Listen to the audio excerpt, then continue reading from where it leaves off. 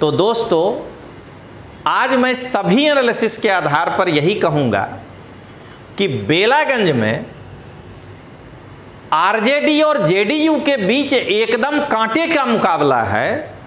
दोनों में से कोई जीत सकता है और जन स्वराज पार्टी के कैंडिडेट एक भोटकटवा कैंडिडेट के रूप में जो है वहाँ पे चुनाव लड़ रहे हैं। जब पांडे जी की पार्टी के उम्मीदवार मोहम्मद अमजद साहब 20,000 वोट अगर मुसलमान का काट लिए तभी कुछ हो सकता है, नहीं तो तराजू आरजेडी की ओर झुका हुआ है, बराबरी पर आके टिकता है। 1,35,000 के आसपास आरजेडी, 1,34,500 के आसपास जेडीयू और जन स्वराज जो है 17,500। तो अगर हम इस हिसाब से देखें तो पलड़ा जो है वो ज़्यादा आरजेडी की ओर झुका हुआ है। और मुझे ऐसा लगता है कि अगर जन स्वराज वाले मुस्लिम वोट नहीं काट पाए तो आरजेडी का ही बेलागंज सीट निकलने वाला है। और अगर आरजेडी 10,000, अगर जन स्वराज 10,000 से भी ज़्यादा वोट काट लिया तो मुझे ऐसा लगता है कि तब मनोरमा देवी का चांस निकलता है।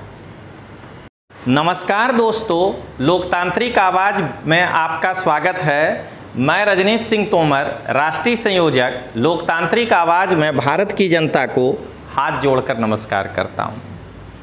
दोस्तों, हम सभी जानते हैं कि बिहार विधानसभा में 4 सीटों पे उपचुनाव हो रहा है, जिसमें एक बेलागंज का भी जो है सीट भी इस उपचुनाव में आता है। बेलागंज विधानसभा में आरजेडी ने भूतपूर्व विधायक सुरेंद्र यादव जी के बेटे विश्वनाथ यादव जी को टिकट दिया है। जेडीयू के तरफ से मनोरमा देवी जी को टिकट दिया गया, जिनके पति अभी कोरोना काल में इनकी मृत्यु हो गई थी। बाकी वो जब तक जिंदा थे तो लंबे समय तक आरजेडी से जुड़े हुए थे। और मोहम्मद अमजद, इनको पांडे जी की पार्टी जन स्वराज ने टिकट दिया है। यानी पांडे जी एक मुस्लिम कार्ड यहाँ पर खेले हैं, उसके लिए कोई शिकायत नहीं है, लेकिन एक बता रहे हैं कि यहाँ पर इन्होंने दिया। तो अब हम लोग ये देखेंगे कि बेलागंज में किसका पलड़ा भारी है। क्या जेडीयू का पलड़ा भारी है, क्या आरजेडी का पलड़ा भारी है, क्या पांडे जी के पार्टी का पलड़ा भारी है, या कहीं पांडे जी भोटकटवा साबित नहीं होंगे। तो चलिए आज हम लोग जरा देखें। तो सबसे पहले एक अंदाजित बेलागंज में जो कुल वोटर हैं वो हैं 2,87,000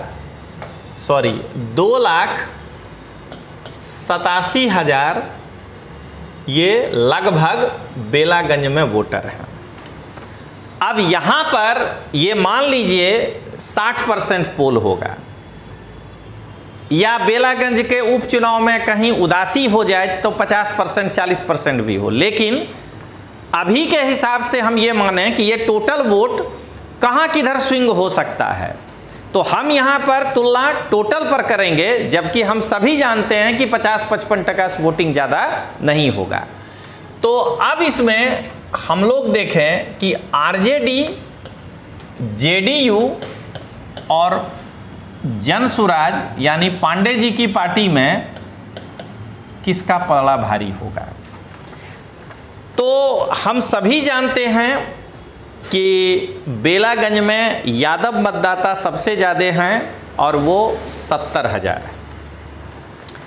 मुझे जहाँ तक लगता है, प्रतिशत निकाल लीजिए 90%, तो यादव वोट आरजेडी को ही जाएगा। तो मुझे ऐसा लगता है कि 63,000 वोटर यहाँ होगा, 6,000 वोटर यहाँ होगा और 1,500 तो आप जानते हैं कि कोई व्यक्तिगत रिलेशन पर भी वोट दे देता है, तो पांडे जी की पार्टी की तरफ होगा। कोयरी दांगी जो हैं वो हमें ऐसा लगता है कि 23,000 वोट जो है वो इनकी तरफ रहेगा। इसको अगर बढ़िया से लिख दें तो अच्छा रहेगा कि 23,000 इनके तरफ रह सकता है, 1,500 जो है वो आरजेडी के तरफ जा सकता है और चूंकि कोयरी दांगी जो हैं वो 25,000 हैं, तो 500 वोट हो सकता है कि पांडे जी के पार्टी को मिले। भूमिहार 20,000 हैं, यहाँ पर मुझे ऐसा लगता है कि 19,000 के आसपास का वोट जाएगा जेडीयू में। 1000 में से 500 वोट यहाँ जाएगा और 500 वोट हो सकता है कि ये आरजेडी को मिले। राजपूत लगभग मुझे लगता है कि 13,000 वोट जो है वो एनडीए के कारण, बीजेपी यहाँ सपोर्ट में है तो जेडीयू को जाएगा।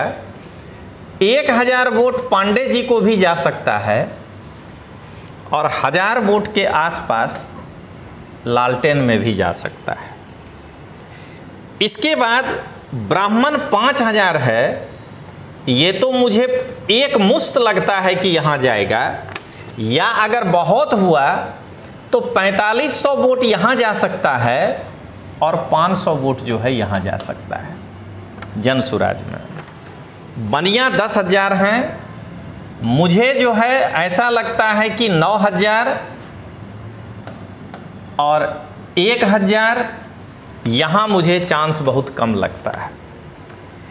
तो अब सारा गेम जो है इसमें आ गया अनुसूचित जाति, अन्य पिछड़ी जाति और अत्यंत पिछड़ी जाति। तो मुझे लगता है कि अन्य पिछड़ी जाति का झुकाव अभी भी आरजेडी के तरफ है। संविधान बदल देने के बाद 8,000 में से यहाँ टोटल 20,000 अन्य पिछड़ी जाति है, 7 यहाँ और 1,000 हो सकता है पांडे जी के तरफ जाए। और अत्यंत पिछड़ी जाति में भी झुकाव जो है वो आरजेडी के ही तरफ है। 1,000 यहाँ और 1,000 जो है वो पांडे जी के पास जा सकता है। तो कुल मिलाकर के अगर देखा जाए, अभी एक एससी और मुस्लिम जाति बचा जो असली आपको फाइट देगा। तो यहाँ देखा जाए तो 0, 0, 5, 5, 10 का सुनना बाकी 1, 8, 1, 9, 2, 11, 1, 12, 1, 13, 3, 16 का 6 बाकी 1, 86,000 वोट यहाँ पर दिख रहा है 100% मतदान पर।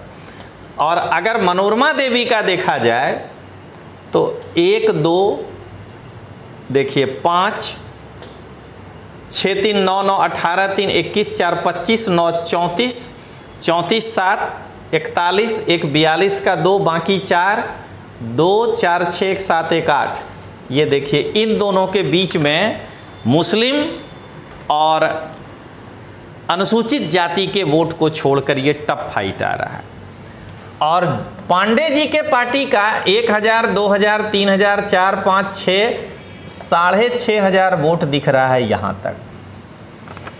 तो कुल मिलाकर के अब अगर हम ये आरजेडी के हिसाब से अगर हम अब देखना चाहें तो देखिए अब आरजेडी को 86,000 वोट आ रहा है,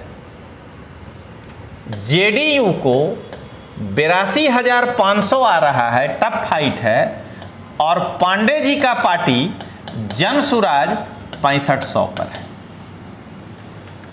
अब यहां पर अनुसूचित जाति के लोगों का लगभग 50,000 वोट है, लेकिन उसमें एक बड़ा वर्ग जो है वो मांझी जी के कास्ट के हैं और लगभग समझिए 10,000 के आसपास या उससे थोड़ा ज़्यादा पासवान जी के कास्ट के हैं। तो ये दोनों जो हैं चूंकि जेडीयू के साथ हैं, तो मुझे इस 50,000 में 35,000 में कहीं ऐसा नहीं लगता है कि जेडीयू को नहीं जाएगा। 15,000 में जो बचे हुए दलित हैं वो 14,000 आरजेडी को जाएगा और पांडे जी पार्टी को 1,000 जाने का चांस है। तो कुल मिला के यहाँ 1 लाख वोट बनता है। मैं बार बार याद दिला रहा हूँ कि ये बात मुझे भी मालूम है कि टोटल वोट नहीं गिरता है, लेकिन यहाँ उस वोटर के संख्या पर एज्यूम किया गया है। तो विदाउट मुस्लिम वोट यदि देखा जाए तो मनोरमा देवी 5 या 10,000 का लीड ले सकती है। अब यहाँ है मुस्लिम मतदाता 62,000। तो अगर मान लीजिए कि बहुत ज़्यादा जन सुराज का प्रभाव रहा, बहुत ज़्यादा, तो ये 10,000 वोट मुस्लिम मतदाता का ला सकते हैं। अब बचा 52,000। तो 52 में मुझे नहीं लगता है कि 35,000 से कम वोट जो है मुस्लिम वो आरजेडी को देगा। तो 1,35,000 होता है, 35 10 45, और मुझे लगता है कि 45 और 7 17 16 17,000 वोट जो है वो मनोरमा देवी को भी मिलेगा। तो अगर आप इसको देख लीजिए तो मुकाबला जो है वो एकदम बराबरी पर आके टिकता है। 1,35,000 के आसपास आरजेडी, 1,34,500 के आसपास जेडीयू, और जन सुराज जो है 17,500।